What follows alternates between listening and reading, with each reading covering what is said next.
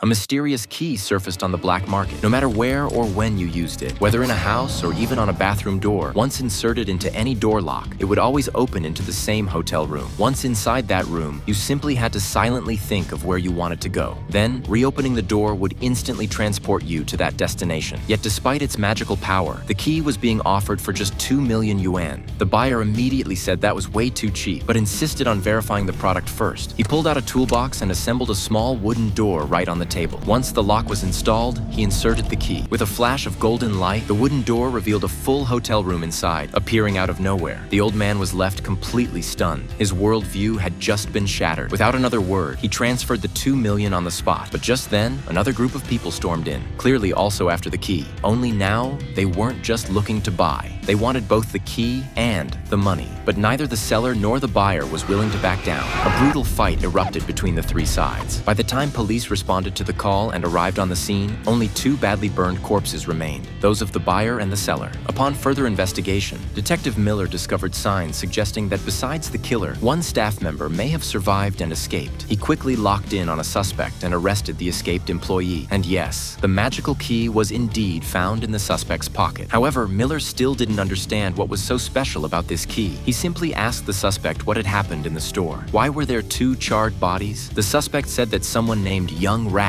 had entered the store with a group, killed both the boss and the client, and in the chaos, he managed to escape. But when asked about the key, the man clammed up. Then, when Miller least expected it, the suspect shoved him aside, snatched the key, and ran. Miller rushed out in pursuit, only to find that the police station's corridor showed zero trace of the suspect escaping. He quickly pulled up the security footage, and to his shock, saw that the man had used the key to open a random door and had vanished right inside the station. Bazaar didn't even begin to cover it. But that wasn't the end of the madness. When Miller returned home from work, still puzzled, the suspect suddenly burst out of his 1 square meter storage closet, seriously wounded and clearly on the run. With an instinct to help, Miller stopped the bleeding and called for an ambulance. As the man bled out, he took out the key and urgently told Miller, "This can open any door." And with that, he took his final breath. Miller called in backup to process the scene, but he didn't turn the key over to evidence. Those final words, "It can open any door," kept echoing in Miller's mind. After putting his daughter to bed that night, he walked over to the tiny storage room. With a what the hell attitude, he inserted the key into the lock, and sure enough, the door opened.